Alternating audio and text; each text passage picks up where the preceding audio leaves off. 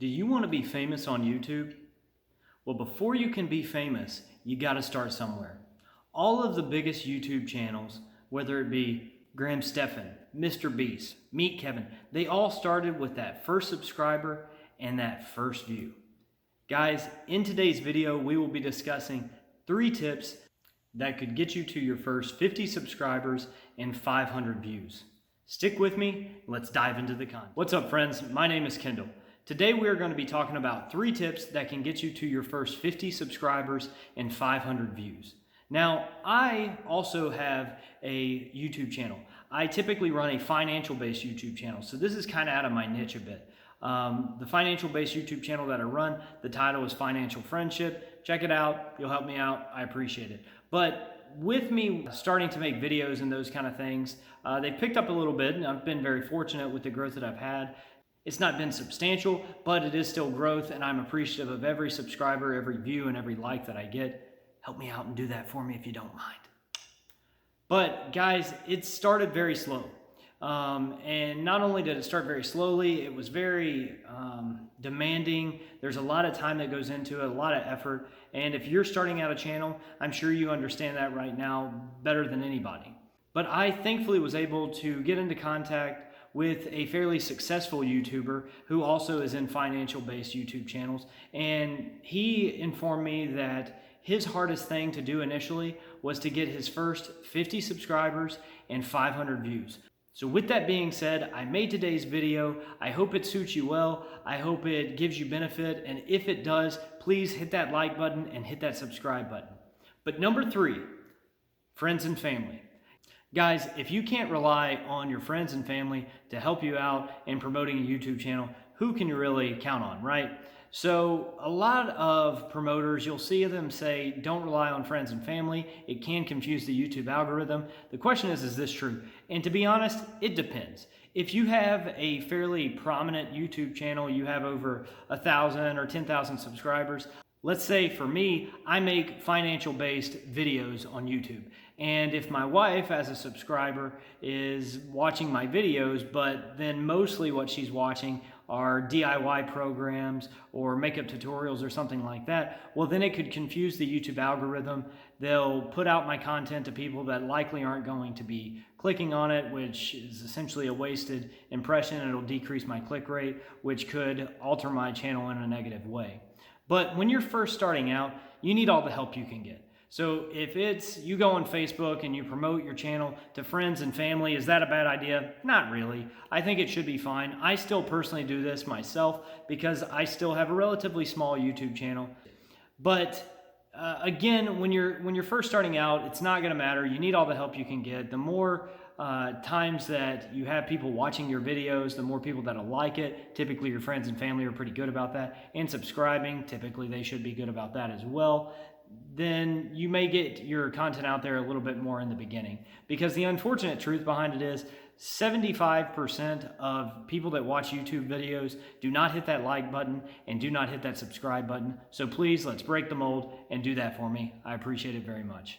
But let's go to number 2. Facebook groups. Guys, Facebook groups could be a great benefit in promoting your channel to people that care about the niche that you're making videos about. Now, I'm going to tell you a very true story, and it actually happened today. I kid you not. This morning, I got an alert that my posting of a recent video that I just made, I literally just made a video yesterday over dividend investing in a particular dividend stock. If that's something that you're interested in, then I'll leave a link in the description below. And over here, you can also click on the link and go watch the video, because it now has been removed from that Facebook group and not getting as much streaming, so you'll greatly help me out. But what essentially happened was I tried to make sure that I was not in violation of any of their rules. They allow for self-promotion. They do allow you to upload YouTube video links and those kind of things. Now, there are some admins I've got some pushback because just personally they don't like it when people do that, but it's not against the rules of the channel, so they're not gonna huff and puff about it too much. But I noticed that this morning my video had been taken down. I actually got on Facebook this morning in order to answer any comments that were on it. There were 3 comments on it that I was going to respond to, but unfortunately whenever I clicked on it, I just kept getting those 3 dots that continued to try and load, but to no avail. So I got on there, I messaged one of the admins that had been in conversation with me before, and I said, hey, I can't see my video on the page. I'm not sure if something happened, was it removed? And she got back to me fairly quickly and said, yes, it had been removed. The reason was that I had violated some of the rules. And I questioned them because I said, I know what the rules are regarding self-promotion. I know I haven't violated them, but there was an actual additional rule that was saying that you could not have any paid promotions or anything like that, which I didn't in my video, but I had these links in the description and I mentioned it at the end of the video about potentially getting some free stocks, and you can get me free stocks in advance. Or in return, I should say. So with that, they thought that it was more of like an affiliate and it went against their rules, so they took the post down. Thankfully, they didn't kick me out. I did apologize for my ignorance, and I asked them if I leave that out of future videos, can I then post? I'm still waiting to hear back, so I don't know. If you want to know in the comments below what happens, let me know and I'll respond once I find something out. But one of the big things that I would say is with the Facebook groups, make sure you know the rules backwards and forwards, because you don't want to be kicked out of the groups because they can be very beneficial. Now, for me specifically, my video that I had prior to joining the Facebook groups regarding finance and investing, those kind of things, I had about 45 views on. Not a whole lot. It's not bad once you're first starting out and that kind of thing, but just not a whole lot. Since I have joined on to some Facebook groups and I have made some videos. I've only made 9 total videos at this point, but over my past 3 videos since joining Facebook groups, I've got an average of over 100 views for the first day on my past 3 videos. And it's directly in correlation with my Facebook groups. So I think that is a terrific way for you to potentially take and progress your YouTube channel and get those first 50 subscribers and those first 500 views for sure. But now, the number one tip that I have for you, actually, I have kind of stolen from the gentleman I spoke about earlier. Now, he specifically asked me not to mention him in this video, and I'm respecting his privacy.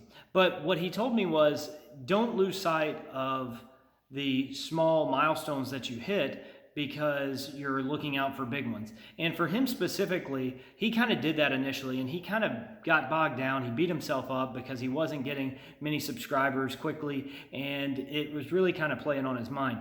Well, once he finally got to 500 subscribers, it was a huge milestone for him that he was very proud of. So he made a video about that milestone. And in that video, he just essentially said, this is what I went through. These are some things that you can learn from my mistakes and that kind of thing.